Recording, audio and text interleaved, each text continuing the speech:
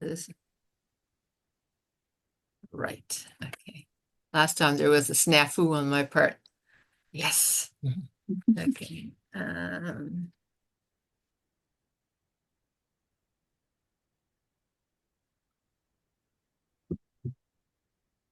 No one's kindly reminded me. That's sweet. Okay, that really is. All right, so it's a little after 7. Good time to start. So, good evening, everyone, and hello, 2025. Welcome to the Natural Sciences Lecture Series with the Friends of San Pedro Valley Park. I'm Mila Stroganoff, Programs Director and host for this evening's webinar. I hope everyone is well and looking forward to tonight's program. Tanya Baxter, botanist and ecologist, is joining us and will introduce us to the world of plants in the Northern Sierra. And I will introduce Tanya in just a minute. To recap last year's fall programming, yes, we had a 2-week course entitled Birding 101 led by J.R. Blair, which was followed by a fascinating lecture on great white sharks in September, a raptor rescue lecture in October, and a California snakes lecture in November. I was anticipating the Lunar New Year of the snake, which is obviously this year, right? We have an excellent selection of lectures recorded and on the Friends of San Pedro Valley website. Do take time to enjoy them. The website is friendsofsanpedrovalleypark.org. I am also pleased to inform everyone that this lecture will be recorded and posted within a couple of weeks. So if you or your friends wish to view it again, or if someone has missed part of it, please follow up on the website, friendsofsanpedrovalleypark.org. My norm is to give a heads up to all attendees regarding the upcoming lecture. So here it is.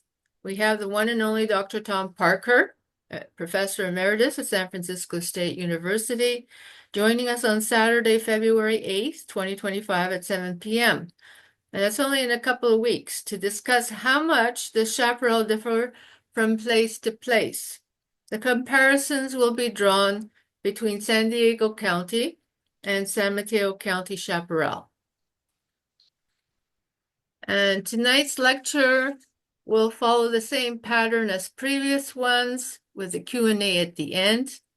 And Tanya will hopefully be with us for whatever length of time to get through the questions, obviously, and the comments. And please write all comments, questions in the Q&A because I don't know. Our chat for some reason is always disabled, so I don't know why, but put everything into Q&A for just to be safe. And now to our speaker. I am very pleased indeed that Tanya Baxter has agreed to present tonight. Allow me to introduce her. Tanya Baxter is a botanist and ecologist. She conducts rare plant surveys in remote, rugged areas. She has roots in fire science and has served as a National Resource Advisor on wildland fires in Yosemite National Park.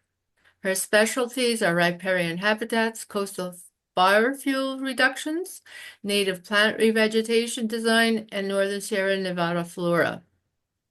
She teaches a field course on plant taxonomy at San Francisco State University each June that is open to the public. So Tanya, please take it away. Thank you, Mila. That great presentation. It's exciting to be here with you all, and we do have some connections here. Tom Parker was actually my professor over at San Francisco State, so local Pacifica resident, as well as Bob Patterson, who is affiliated with San Francisco State, used to teach this class. But there's a class that I'm going to talk about too in this presentation. So a lot of neat connections here. So really definitely, yes. All right, yeah. So I'll sign off.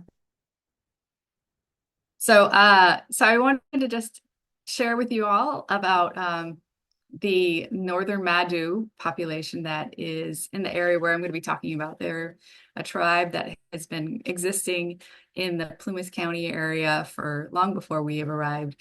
And so it's an honor to get to survey this area, and we are using scientific names, but it certainly is really important to acknowledge that there is a lot more of a deeper connection to these plants, to a population that is still thriving and in the area.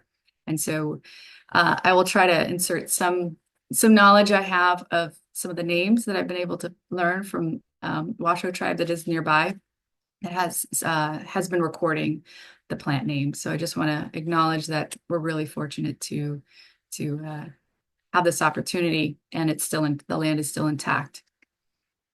Let's see here. Push the next button. All right, let's see. So here is my flora. This was also for a Native Plant Society talk I did last fall. I wanted to talk a little bit about the course. San Francisco State is where I teach at Calpine. There's a little quiet area that is called the Lost Sierra. A lot of people don't know about this. This region is in Calpine, just north of Truckee, for about an hour, and a little field campus up there that has an incredible access to this area that I'm going to be talking about tonight. So if you are interested in wanting to learn more about it and come up and learn and take a plant taxonomy course, I highly encourage you to explore the Sierra Nevada Field Campus. This is a link. We have 5-day workshops and 2-day weekend workshops throughout the summer. And it covers all natural history, including reptiles and birds to art. So take a look, but come and join me for plant taxonomy. It's pretty exciting. We do get a chance to learn the flora, and you're going to walk away being a lot more confident, knowing how to navigate some of these plant terms as I go forward. So where am I talking about? Gold Lakes Basin, this very special spot. I got to discover it back in 2017 in a botanical survey that I did for PG&E, and I was just really stunned. I had been doing a lot of work in the Central Sierra, like Yosemite, as Mila mentioned, but the Gold Lakes Basin, if you can imagine, hopefully you can see my cursor, is up in this northern area, just above Tahoe. And the Gold Lakes Basin was formed a long time ago, and we're often familiar with granite areas, like such as the granite carvings of Yosemite being a classic example. This area up north in the Plumas National Forest, also the Sierra National Forest, and Tahoe National Forest all come together in the Gold Lakes Basin, and the substrate underlay is a volcanic clastic, so it's sort of slowly cooling volcanic rock substrate has created this area. And we've also had a number of periods of glaciation. So the sort of cooling and warming events over millions of years have created these incredible basins. And if you've ever gone up to recreate in this area, you'll notice the number of lakes that have resulted from this. So talk a little bit more about that. A little bit more about Plumas National Forest.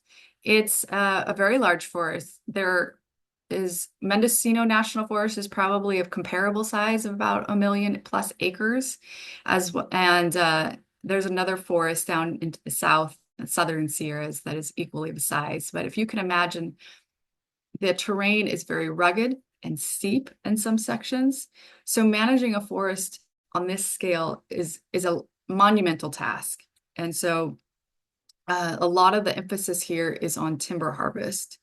As you may have heard with the Dixie Fire, there's been some long history of fire that has been sweeping through this area, but never to the scale that happened in the last few years. High intensity, the extent, and the impact is going to have a lot. It's going to have a lot longer time to recover. So a lot of the planning that went into this project was prior to those fires coming into place. We're working with this floristic inventory on the right here that shows you some of the areas that we targeted as only about 200,000 acres, if you can imagine, only. And this is a monumental sort of botanical survey that requires about 4 different consulting groups and experts in an area that's often not very visited. So it's difficult to access these locations because needing to get permits from the Forest Service. So a lot of the plants that were documented during these surveys were first to be discovered. So, and this environmental impact report was to be conducted for a 10-year plan. So essentially, The Forest Service recognized that there was a need to reduce fire prior to these major fires, of course, and expand the evacuation corridors and protect some critical infrastructure. And through that, there was plans to do mechanical hand treatments, mastication, pile burning, and prescribed fire. To do that, there has to be an inventory, both the biological includes botanical and also wildlife. And so there was another team that was out there doing these surveys as well, in conjunction, focusing on that specifically. So this documentation is going to serve a really high need for an area that hasn't had it done before. So we're pretty excited. All right, so to jump back to the Gold Lakes Basin. So the Gold Lakes Basin, this is the area to the south of the Plumas National Forest. A little bit about that volcanism. You can see some of the substrate allows for a lot of gaps, if you will. It's not densely forested naturally. So in a lot of ways, it has created the landscape has had natural fuel breaks. This area is a recreation area. So there's camping, there's mountain biking, there's off-highway vehicle use, and it's heavily visited, lots of camping in the area. So quite lovely, differently managed than what you'll see to the north. And this lake is one of my favorites here to showcase. I do cover it in my course if you go out there. I talked a little bit about the glaciation that happens out there with the periods of deep cold and allowed for water to get into a lot of these locations where they started to expand, and the cracking and fissuring created with these amazing waterfalls that we see. And the North Yuba River slices through this southern section here. This is the Sierra Buttes. If you can take a look, this mountain range right here is where this fire lookout is. And down below, these are a couple of lakes, the Sardine Lakes. And you can hike all the way up from here. The field campus is a little bit further over here to the right. And glacial moraines have certainly carved this area. And so what we've been struck with is a long-standing chaparral plant community mixed with some yellow pine forest as well. So you can kind of get a sense over here in this bottom one on the right is a portion of the glacial moraine. If glacial moraines are kind of a rock slurry that was left over from as glaciers were retreating, as they pushed forward and the rock started to make a slurry of snow and large boulders, and those started to settle and create these large hills, if you will.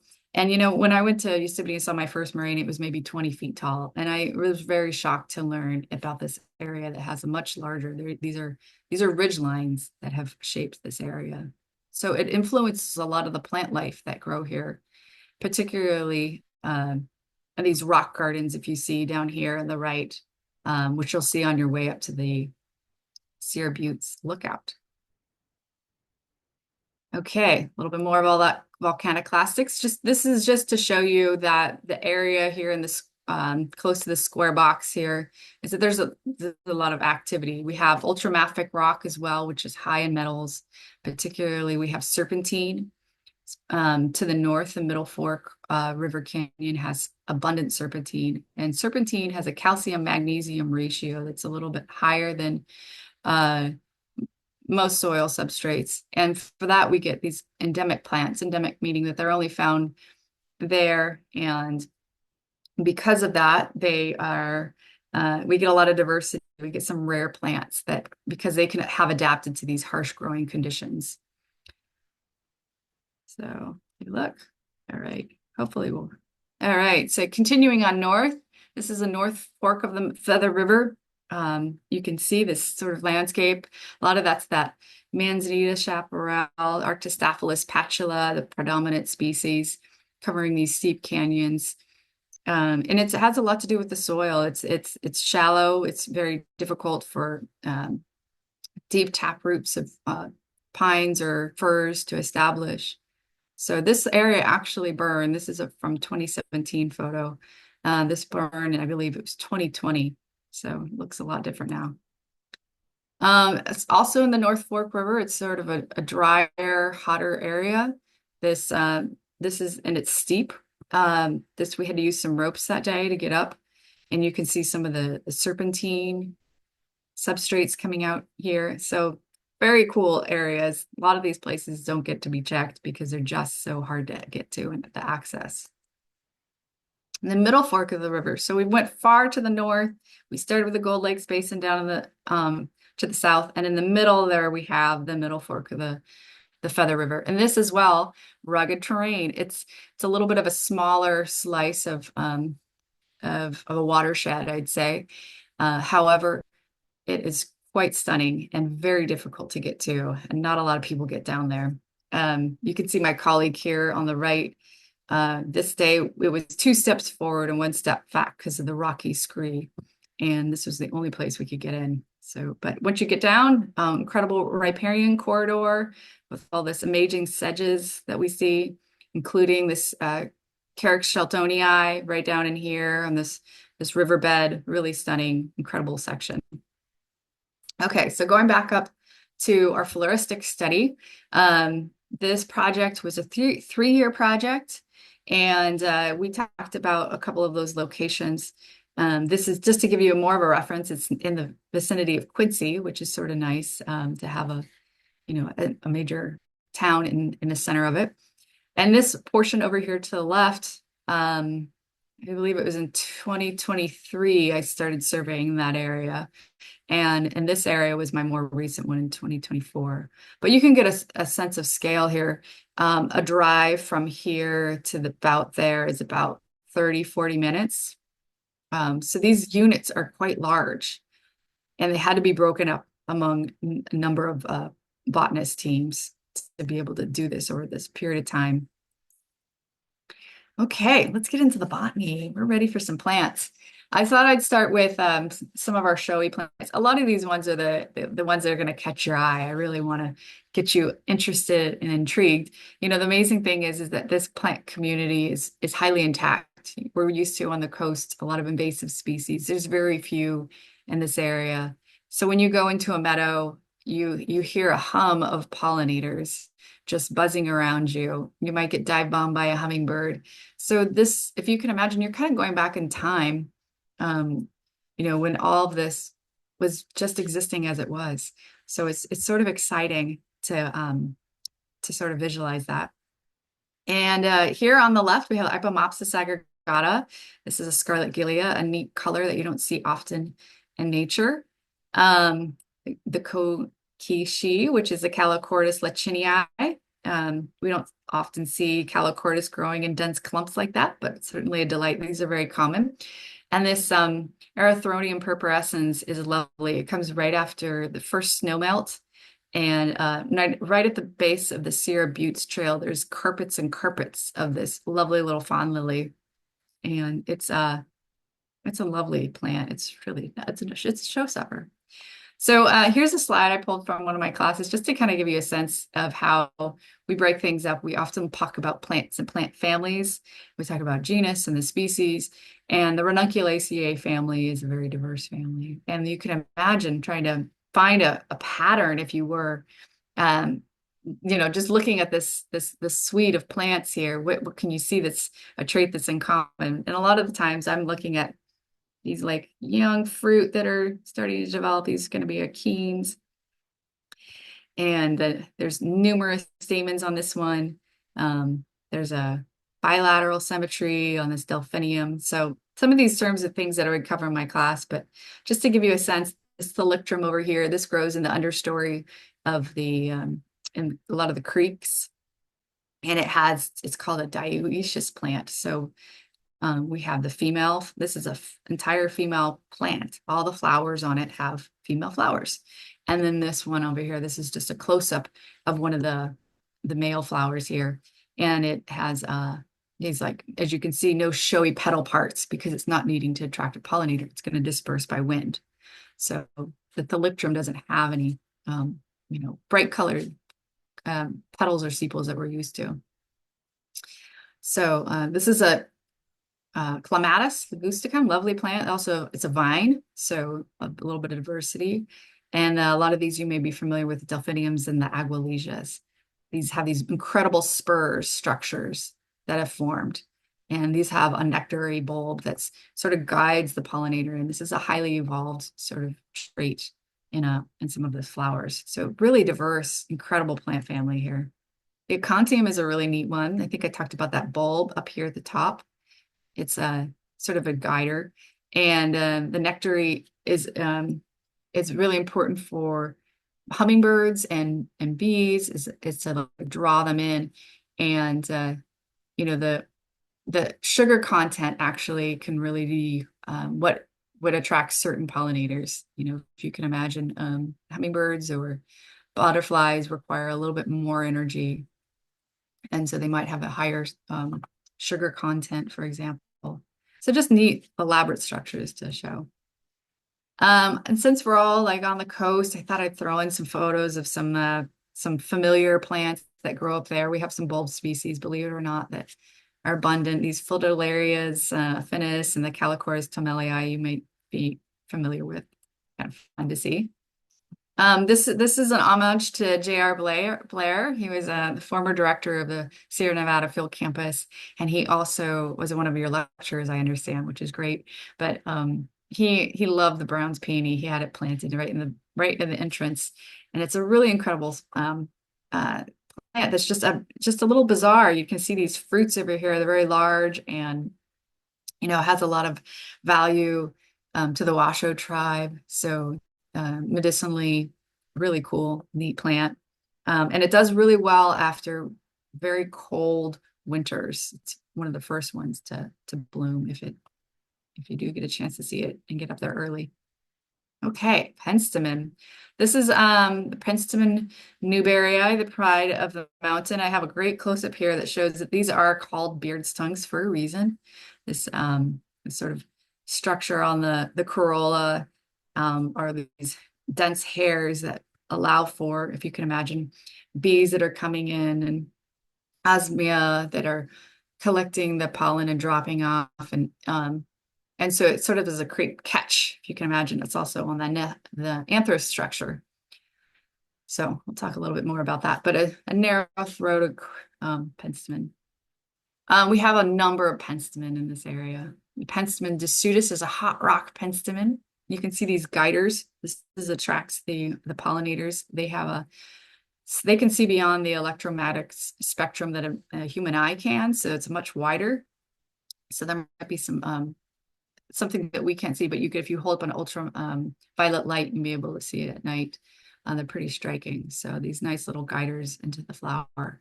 And a penstemon students, Susanville penstemon 4.3. I want to emphasize that this area is quite diverse. It's just the endemism that I'm talking about is incredible. And as we get further into these slides, you'll see how special it is, because there's this high concentration of diversity that we're just really fortunate to find up there. So penstemon as a whole is a very cool genus. It's the largest genus endemic to North America, and it used to be broken into 6 subgenera. It's now broken into 2.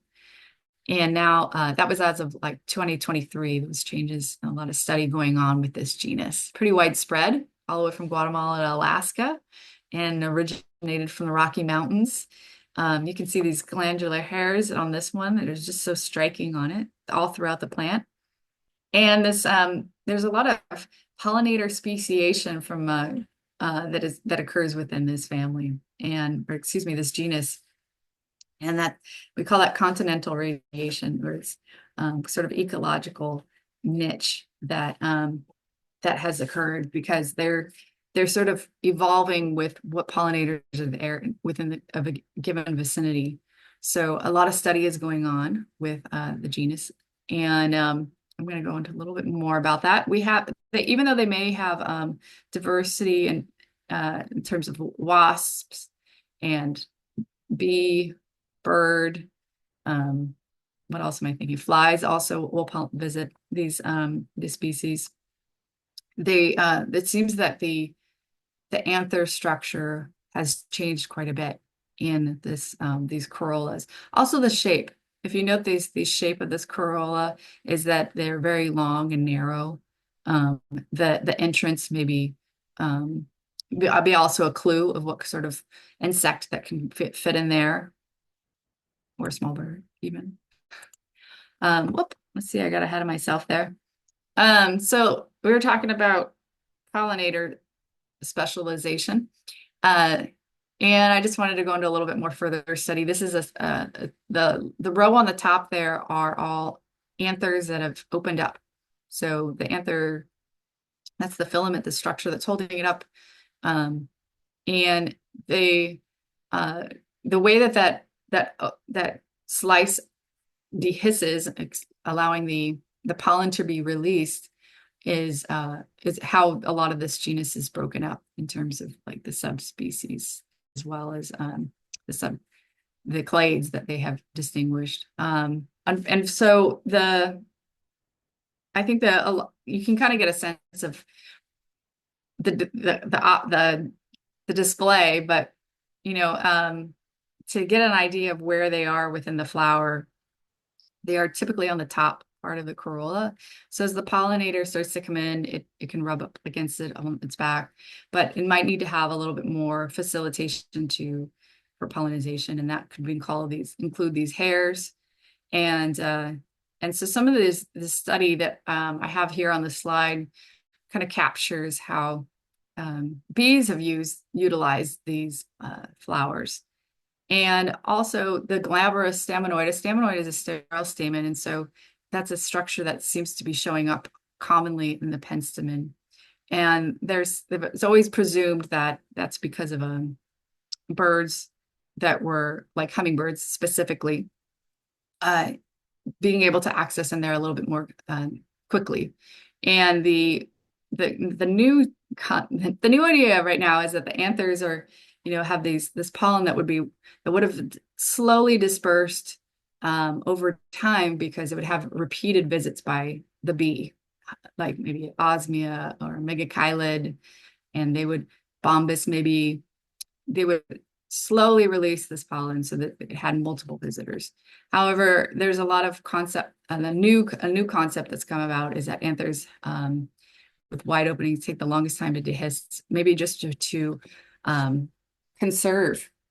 They don't want to. They've evolved to decrease the pollen wastage, as they may say. So there's a lot of different ideas that have come around the pollen structure with this penstemon. But they are a fascinating genus. Just want to emphasize 271 different species in North America. A lot to explore. Oh, love jumping around. Okay, here we go. Some more plants. We have some wet-loving plants, the Agastache utricufolia, Damsonium californicum. This is a Bob Patterson's favorite, and the camas squamish. The camas over here, Camasissa, is a wonderful flower and a very important edible bulb plant for the local Madu. It's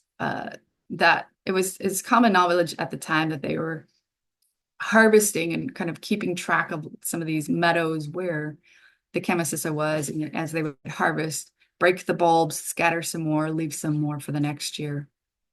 And that it was really important that they kept track of these locations, because it could easily get mixed up with some other bulb species that are a little bit toxic at the time of harvest. It's not distinguishable. So I think what a lot of the generations that have been there before some of the cattle came in to Sierra Valley have noted is that the Camasissa is declining. Just the timing of the grazing happens with the cattle. So we really want to see this plant species thrive, and there has been a lot of restoration that's going on down in the Tahoe area, specifically to help this particular species proliferate some more. Okay, some spireas. This is a rose family, really lovely two plants that one's in the upland and one is in the lower section of the meadows, but you'll find it if you get through the Gold Lakes Basin real stunning. Let's see here. We got a tway blade. I love that name. It's really different. And the Orchidaceae. And then, you know, this one, it just sort of, it can be an easily overlooked plant. It grows in the understory of in the creeks. You can see the flower here on the right is doesn't have any showy petals. It's sort of in this photo may not capture it, but it's a white papery color. It's not quite so green. So probably like a wasp or fly pollinator in a very cool looking structure. I'd bring them up because this is our only Listera that I'm aware of in Northern California. And it's a very cool genus as a whole in other places in the state, or excuse me, in the country and in Canada. So just to kind of give you a sense, these are some of the other Listeras, just really cool looking, and thought I'd share them with you just to have a deeper appreciation. But I was pretty excited to find it because it's something that I had never seen before out there. The Narcissium. Oh, this is another lovely one. Narcissiums, they are abundant in the Butterfly Valley area of the Feather River Canyon, Middle Fork, Feather, North Fork, Middle Feather River. And you can see this yellow down the bottom. Hopefully there's a little bit of it popping up. A lot of that's that Narcissium has these really cool looking hairy filaments. And also growing with it are those Darlingtonias in that last picture. Darlingtonias are our pitcher plants, and they are rare, and they are also abundant with our Drosera rotundifolia, these round leaf sundews. When you step out in this particular meadow butterfly valley, fortunately it's protected, and a boardwalk is surrounding the whole area, so you can't really do too much damage. What's neat about it is that these are adapting to a lack of nutrients in the soil. So the the mechanism to capture flies or other insects is to get that added nitrogen that these plants are lacking in. And it's kind of gruesome to watch. You'll go out in this meadow, and I think I told you how the buzz is, but it's active. And you can see this flower structure over here with the Darlingtonia. It's separate. This grows much taller and higher because you don't want to kill your pollinator. So it attracts a different a group altogether. Really fascinating. Okay, so there's some lookalike genera. I thought I'd throw this one in here because another good reason to come take a class. There are species out there that plants that have these incredible umbels, a lot of umbel structure. If you can imagine an umbrella, that's where that name comes from. They kind of look like all the tines underneath it.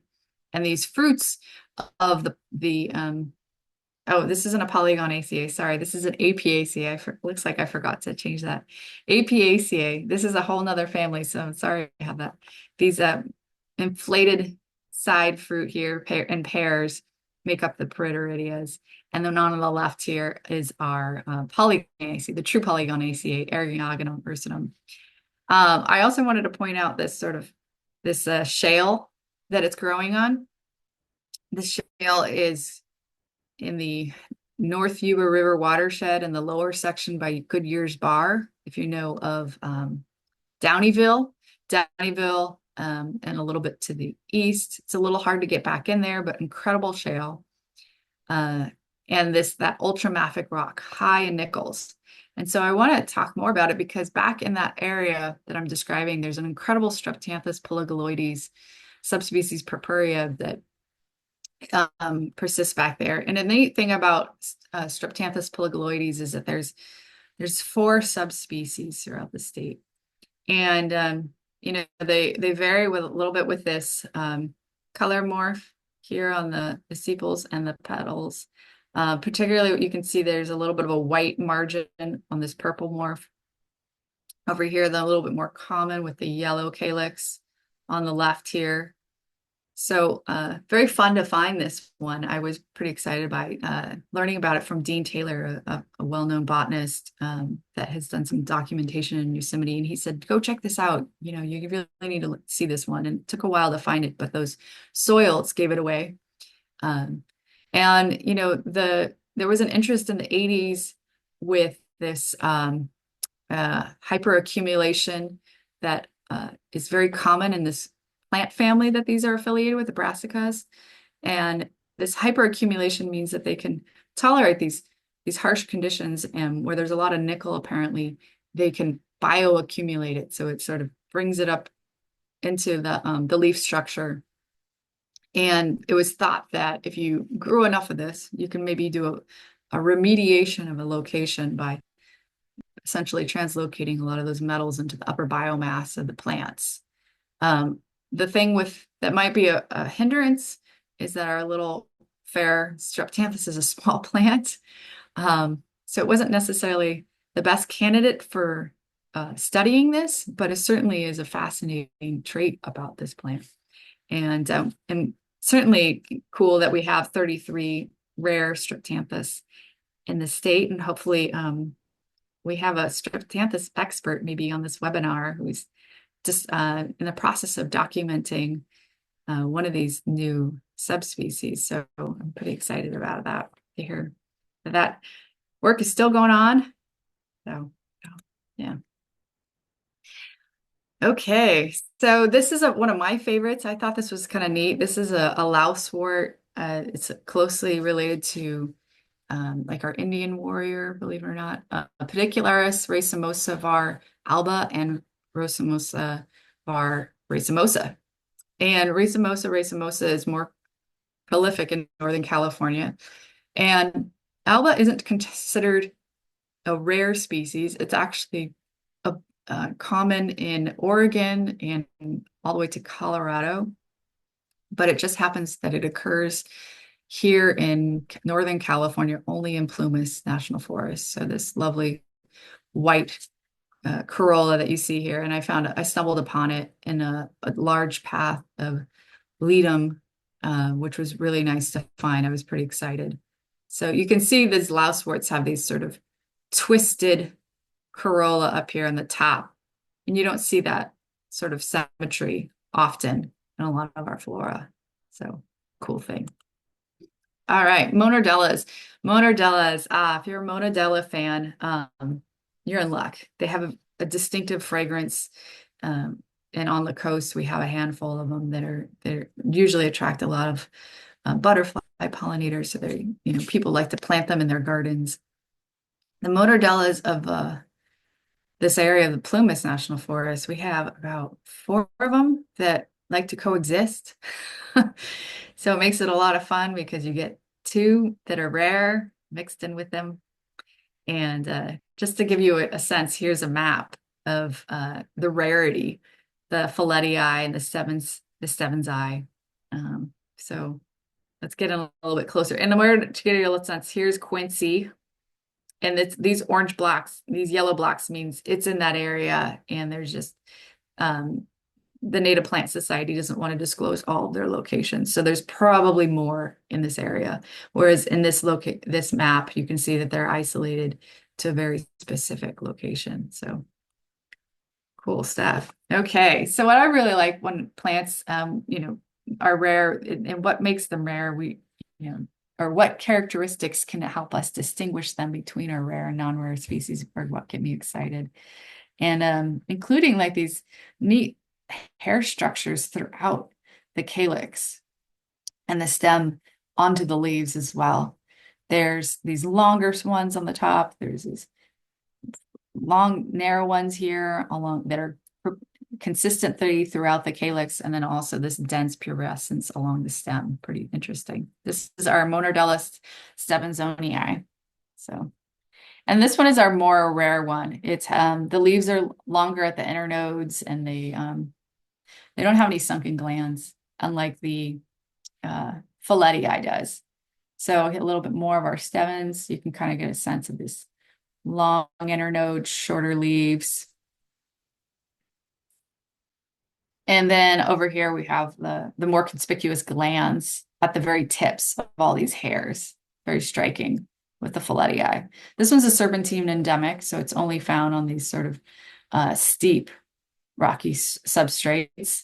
But however, it is more common. They both are affiliated with serpentine. Makes it exciting. The Boca Costanza. This is another serpentine endemic. Again, all about the hairs. This one has stellate hairs, so this isn't a stellate hair from that plant. I couldn't get it zoomed in to show it well enough, but I found this one on the web just to kind of give you a sense of that like starburst appearance with these hairs. And the key diagnostic becomes the narrowness of the fruit on this Costanza. And if you can imagine, these leaves are maybe no more than like 2.5 inches long, very small, like rock hugging little rosettes. So you can easily overlook them with these small flowers, but very cool. These are in the Brassica family as well. A lot like our Strepthanthus was in the same family. Okay, Penstemon personatus. So, Penstemon personatus is we talked about how diverse they are. The penstemon as a whole is a really cool plant that turned out to be a neat find out on our projects.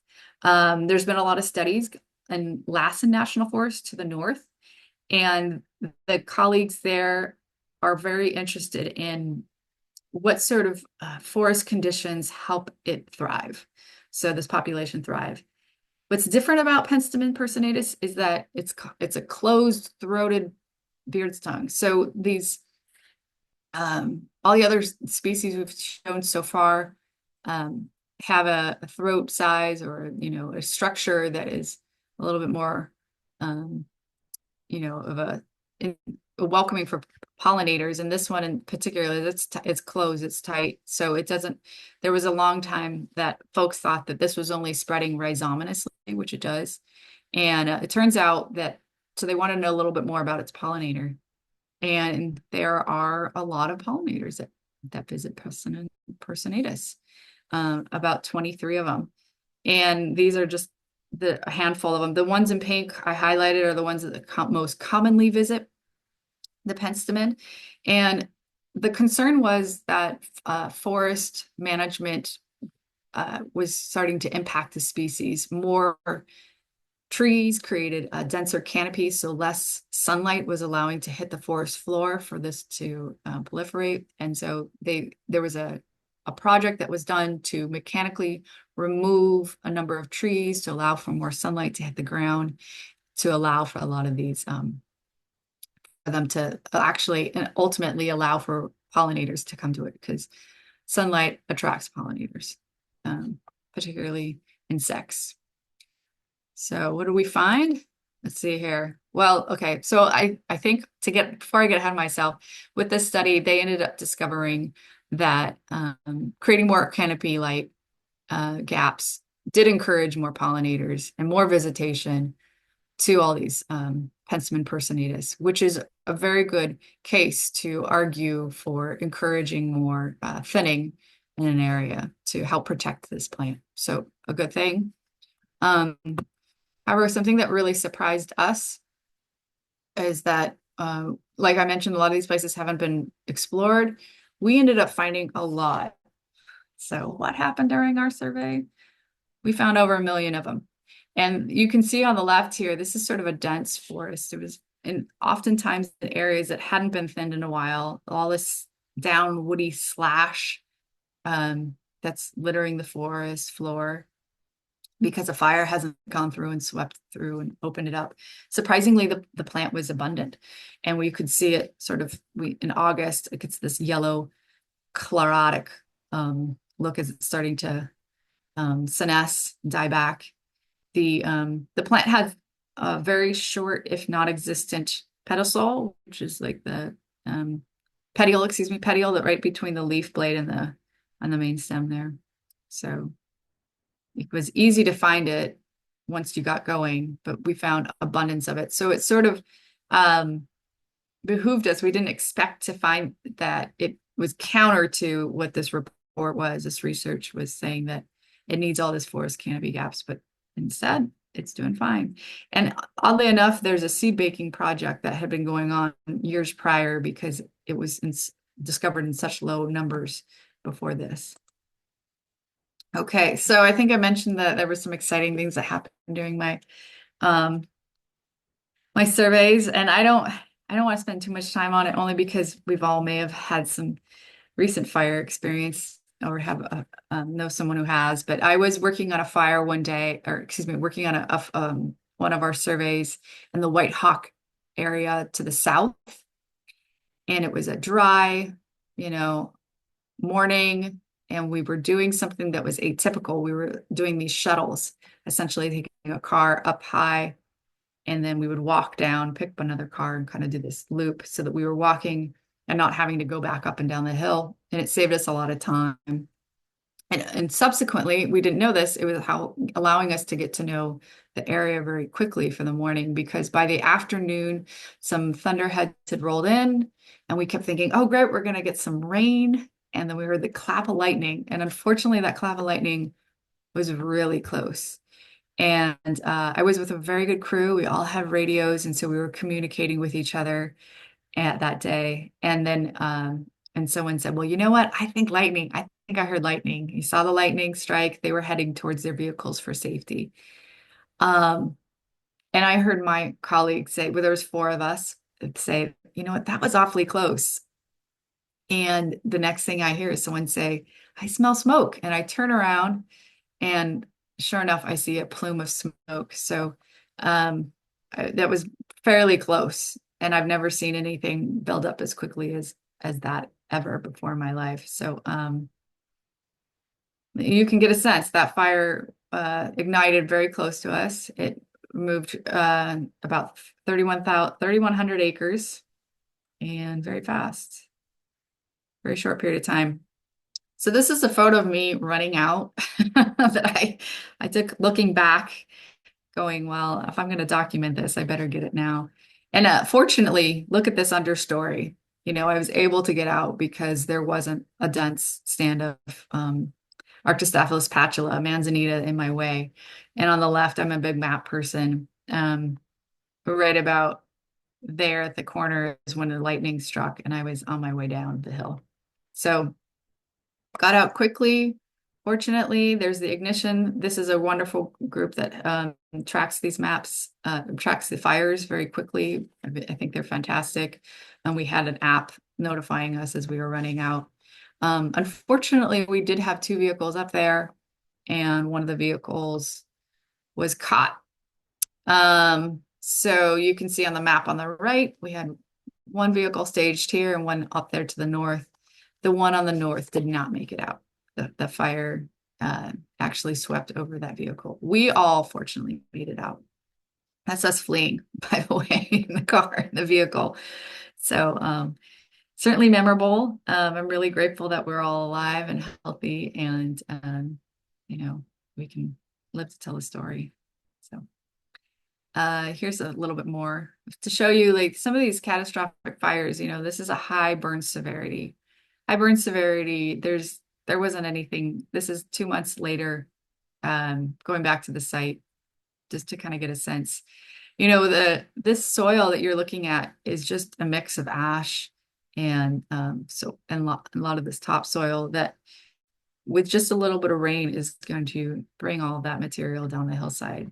And so one of the bigger issues that these catastrophic fires are causing is this erosion that's unprecedented, and taking along with that, you know, incredible seed banks. So something to note about going forward with forest restoration.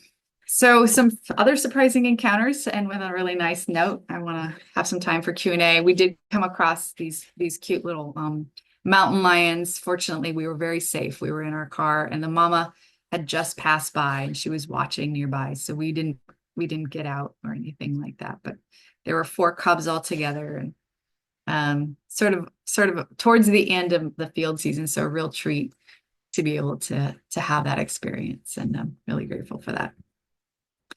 All right. Well, last little bit, I want to say thank you. And I really appreciate you taking the time to learn a little bit more about the flora. I do have a class that, like I mentioned, will cover some of these morphological terms a little bit more in detail. And I give you a chance to use dissecting scopes, which is a real blast. I've noticed a lot of our students thrive when they get this opportunity to look at plants underneath the scope. It's just a lot of fun. And if you ever get intimidated with a plant key, you have a group there to work through it. And we have a lot of fun. So the field campus is an amazing experience. If you haven't had an opportunity to be there, come check it out. I know we also do, I do a trees and shrubs weekend course in June for those that don't have the time to take 5 days or just wants get their toes in the water. So come check this place out. It's really incredible. And I'll take questions. Okay. So let's see. I gotta unshare. So here we are. Okay, so let's have a look.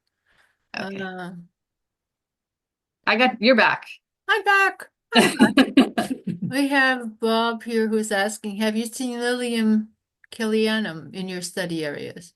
Lilium Kellianum? Yeah, Yes, I have actually. Yeah.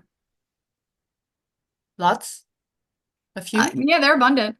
Yeah, they Okay. are. Yeah. hmm I didn't bring that. Yeah, you're right. I didn't do a lot on the lilies. They're very common up there. Parvum as well. Lilium parvum is another one. We have Lilium washingtonia, which is the big white flower one that a lot of people are familiar with. So yeah, certainly. And there's this is super interesting, great storytelling, wonderful photos. Um, so we have um,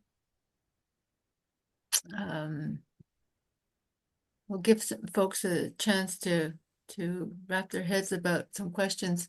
With these fires that have been raging through, well, it doesn't really matter where you drive into the national forests or the um, yeah,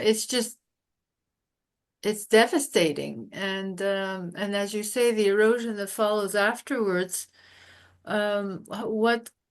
What do you see as a possible way of dealing with the aftermaths of these huge fires?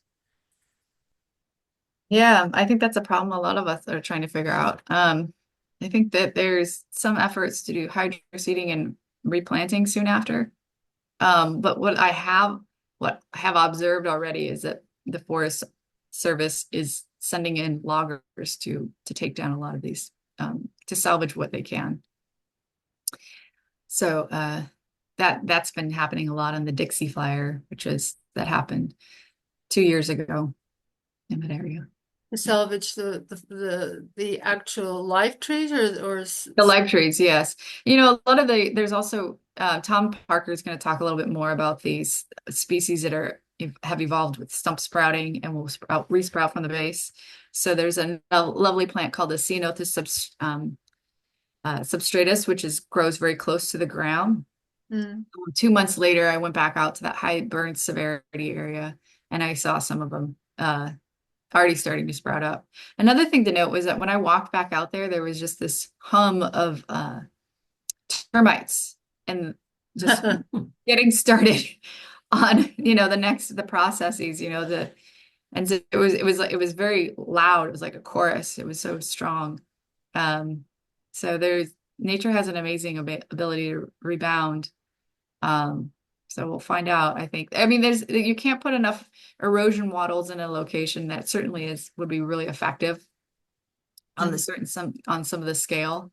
And there is a crew that does remediation the first year, especially in the Forest Service. So they do send folks out there to do that as well. Is there much in terms of clearing that's being done ahead of time I mean, the Native Americans did that, and I think the Europeans sort of took it for granted that things were like that, and that there was, but we've discovered otherwise, that hmm trees and undergrowth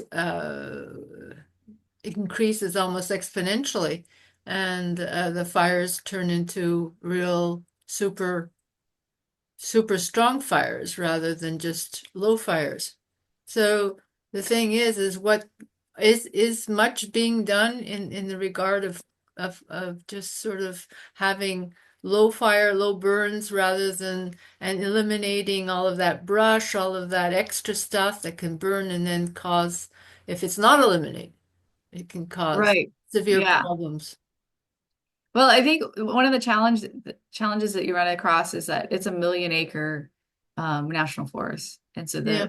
this one particularly, the town of Quincy operates, this whole industry is on timber harvest. So the mill that is run there, there's very few mills. A lot more mills are closing down.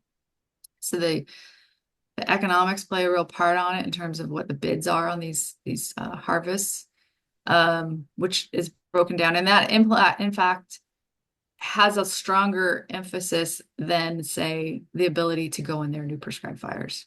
There's a more of a push to do wider fuel breaks in a lot of these areas. Hmm. There's a group that has been working on trying to do stratified fuel breaks, like randomly placed in the forest to sort of break up that continuity of fuels. But I think one of the lessons that we have in Northern Cal in the Santa Rosa fires and also in the San Diego fires is that the weather was such a strong driver of these fires that the fuel is so dense and the amount of it is it's so extensive that once the fire gets going and it gets this hot, that the fire can kind of and gets up into the upper canopy. And these Yes.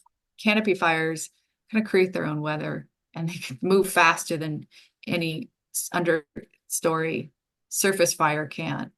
And that's, I mean, I hate to paint that picture, but I think they're sort of running into a lot of these challenges is that it's they can't light the fire on the ground soon enough with all the air quality measures that have to go through and the EIR beforehand. And they're expensive. Prescribed fires are very expensive.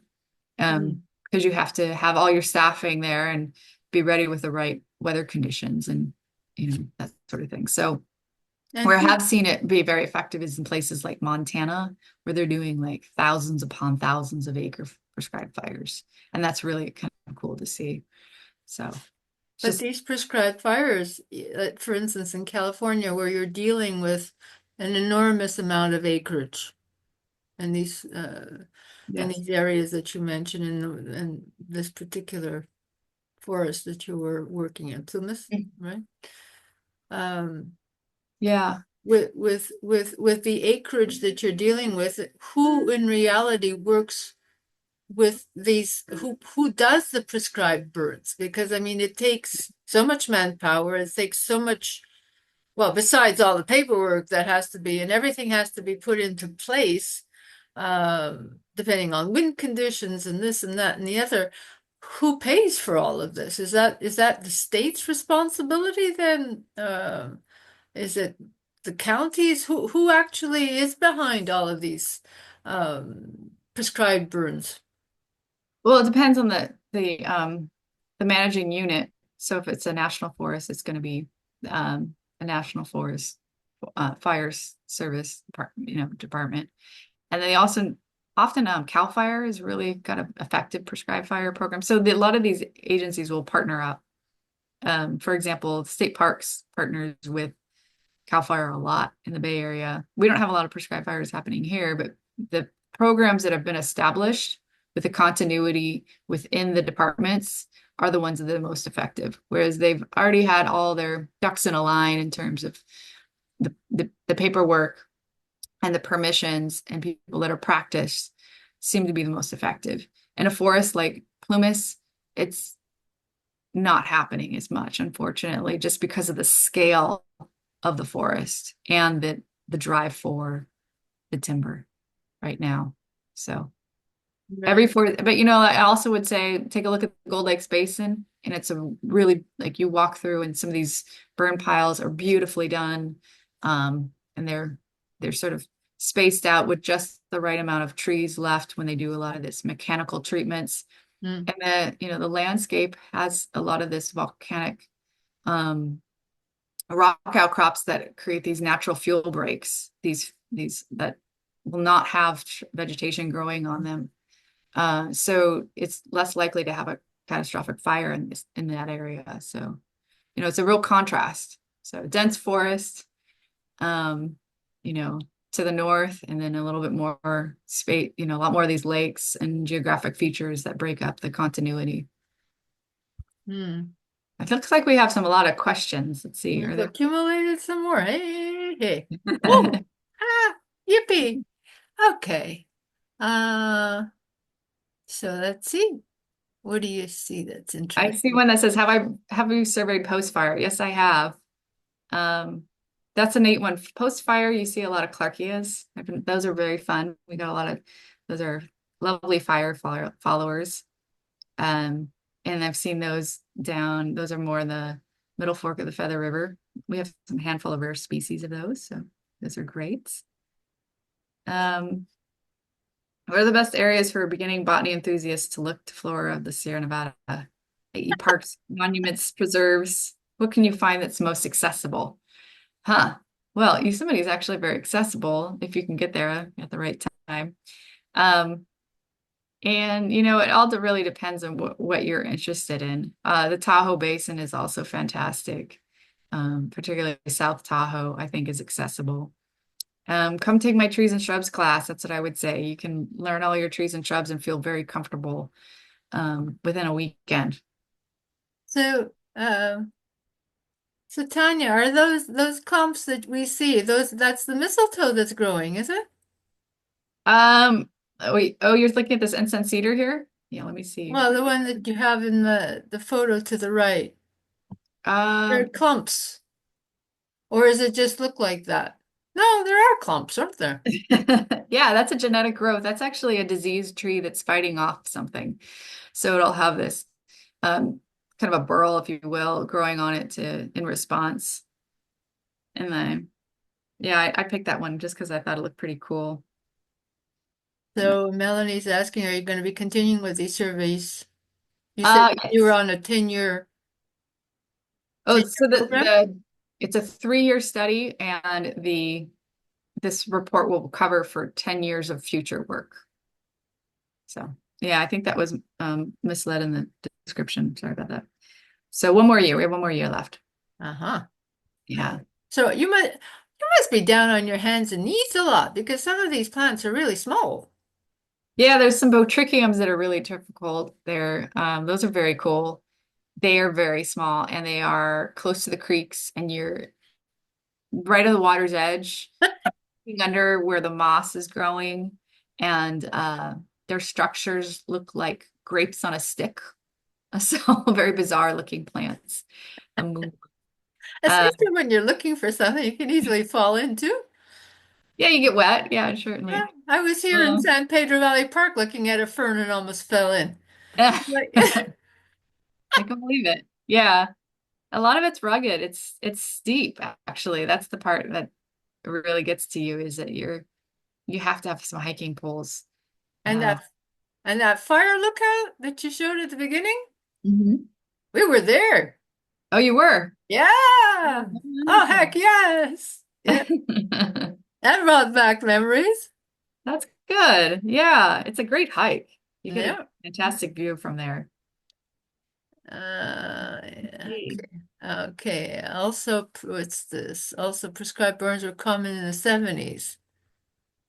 The prescribed burns, have they been reduced in number since the 70s? Or, Um, yeah, it has a lot to do with with political climates with national parks, unfortunately. Yeah, having an effective program.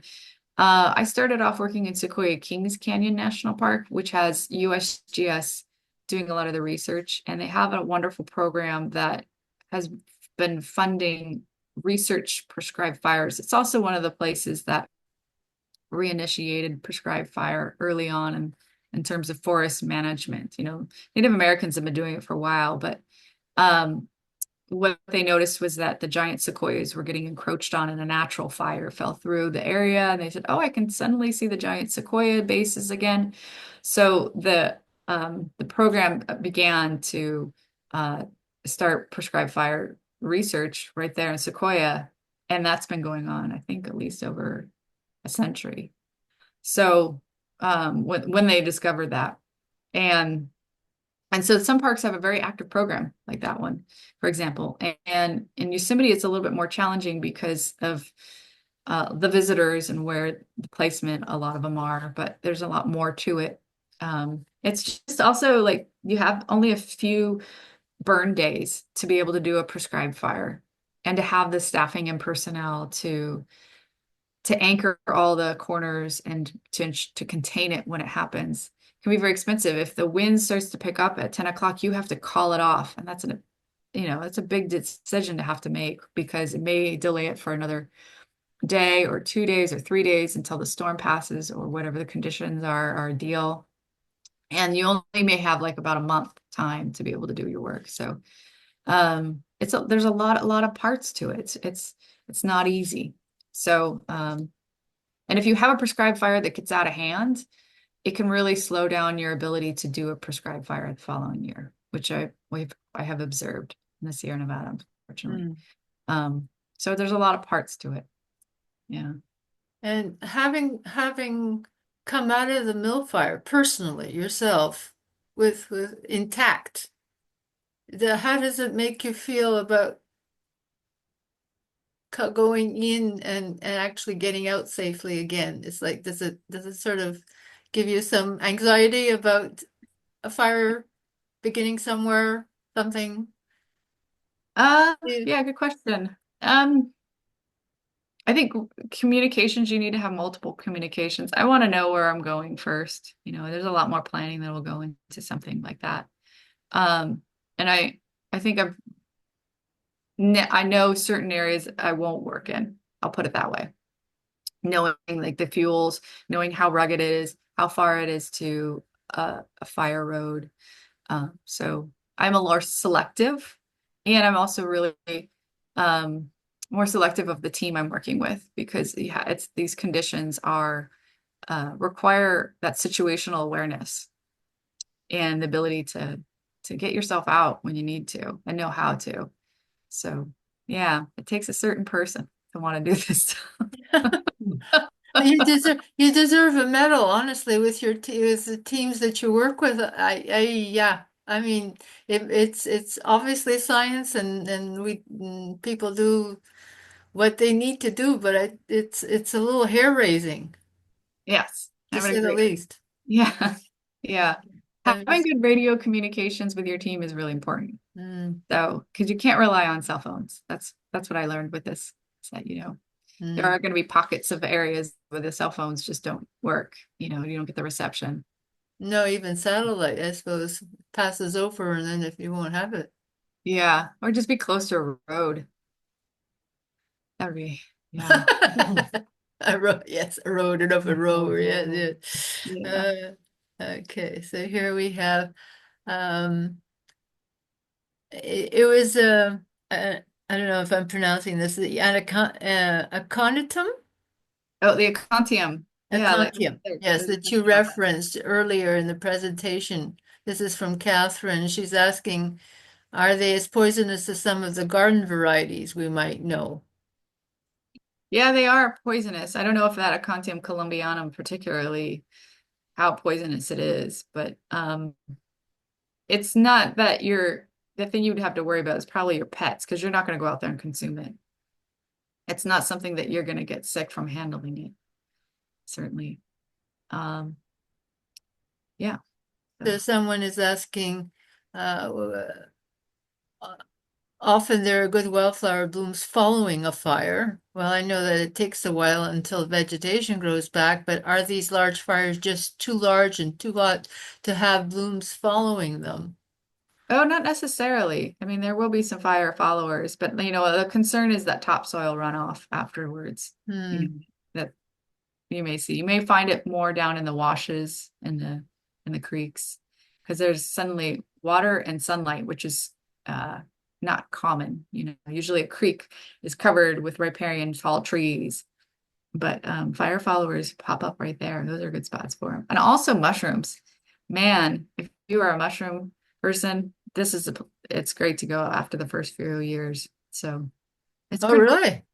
Yeah? Yeah, yeah, they are, particularly morels. So Okay.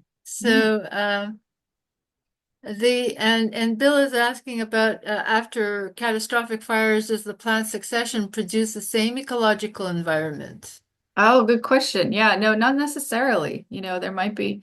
So, Tom Parker will talk a little bit about this when he gives his talk, which I think is going to be really fascinating. But with climate change, it's art, like we were taught back back in school, was that, the higher fire frequency in these areas that is in this sort of mid-elevational belt along the Sierra Nevada has a lot of Arctostaphylos patula. Do you remember that image that I had of the North Fork of the Feather River, and it was just all manzanita on that slope? You didn't see any pine trees. Hmm. It's likely that it's going to stay that plant community type. It's those plants have evolved with a higher return interval in terms of fire frequency in there. So they may be getting it every 30 years and 40 years, but and they can handle the higher heat because they have different adaptations to responding to fires. They can be uh, hardy seed coats that come in afterwards, or they stump sprouters. They do really well after stump sprouting, so they're more likely to respond right away. So that's the first succession, if you will, and then later you'll get the ponderosas that come in. Jeffreys are a little more sensitive. Um, the incense cedars come in a little bit later too. So there's certain tree species that might take a little bit longer, certainly when we have a high intensity fire. A type conversion of a plant community can happen. And we've even seen that on the coast. We had that happen out here in Point Reyes, where um, a Douglas fir forest is now a stand of ceanothus, more of Mm. that chaparral sort of dominant species. And over time, chaparral, like the ceanothus species, it's 10 to 15. Ceanothus is abundant as well. Ceanothus cordulatus is another one that's intermixed with the manzanitas in the Sierra. Will come in right after a fire. And there's areas that they've been like that for a good 20 years that are near the field campus that are just a solid stand of chaparral because the trees haven't been able to establish quite yet. So that's a lot to do with seed bank too. A lot of factors. Yeah, that succession is a concern. I think that's what we're worried about, is that chaparral band on that is going to start to expand, and it's gonna take a longer, slower regeneration of these forests if we get these hot fires that don't allow for, them to rebound as quickly. So that's the concern. Mm. Um, And the nickel and the shale, the nickel, the the soil that has the nickel and the serpentine, well, serpentine we have here as well, and even at Edgewood and elsewhere, we have plants that we know, and in the Bay Area that grow on serpentine. But this nickel shale that you were mentioning is something that's perhaps very, very much relative to the area that you're studying at present, and how it obviously affects the conditions in which a plant has to grow, and it doesn't have many nutrients or in yeah, order it's just for. they're harsh conditions. So like yeah, so having more metals, not all plants can grow in those soil types. Um, and so plants that have adapted to that do thrive in there. And there's, like I mentioned, the brassicas. Those are the cruciferae, like our cabbages and um, our Brussels sprouts come from the brassica family. Mhm. They happen to hyperaccumulate and have an adaptation to be able to tolerate that more than others plants can. So that's why there's a lot of study on that. The serpentine plants that we see, this is like, we have to think about plants have been around for angiosperms, particularly 250 million years. So think of a long time having opportunity to like adapt to these sort of conditions. Mhm. Um, and there's been like their own levels of speciation and extinctions within that time frame. So Mhm. um, yeah, so it's fascinating because now what we're seeing is that the serpentines become these sort of islands of what was relic, maybe at a time when they were particularly like what you're talking about at Edgewood. Like for example, our coastal, our grasslands are highly invaded by invasive plants, but the serpentine grasslands have, a diverse replica of plants that can tolerate those soils, and that invasive species cannot. Mm-hmm. So when you go out to Edgewood, you're seeing what the rest of California probably looked like a little bit more Mm-hmm. than it does today. So that's something to kind of keep in mind when you're out there. It's just like, wow, in addition to there being serpentine, special species out there, endemics, but Yeah. there's very few invasive annual and perennial grasses out there in those They just don't grasslands. make it. You can't, Yeah. no. Uh, okay, We- so We've gone a while, haven't we? yeah, you want to end here? You okay? Yeah. I mean, if there's anybody's Let burning me, question, we can let it go come in. But let's have a so someone asked, how much ground do I cover in a day? Um, well, yeah, that's a good question. yeah, it may not be a lot of like when you're in the Sierras, it's different than when you're out in I might cover 12 miles on a flat ground, but it's probably about more like 7.5 when I'm out there because Oh, that's still a substantial amount of land, heavens and territory. yeah, Wow. yeah, we're mapping a lot. So, we're collecting data as well while we're out there. So is it lack of money? Nancy is asking for the thinning, a major problem, or Oh is it yeah. Yeah, money? on the Yeah. federal level, that it's not a big enough budget. I think that's what Gavin Newsom has been helping with tremendously, is that this is sort of awareness now, is that he's putting a lot of funding into that, to thin these forests, particularly with CAL FIRE support. So Right. we're grateful for that. Yeah. Well, Tanya, I think we've kept you a good little while after your lecture, and so I think we should all thank you for a wondrous evening. It was absolutely awe-inspiring to hear about your personal experience and to see all the photos and to hear about the fires and the various plants that you found and discovered. And it's been wonderful. So thank you so much. And I'll be in touch. All So right. thank Yeah. you. Thank you everyone for coming. Righto. Take Pleasure. care. Okay. Take All care. right. Okay. Webinar is ending, folks. Okay. Bye-bye.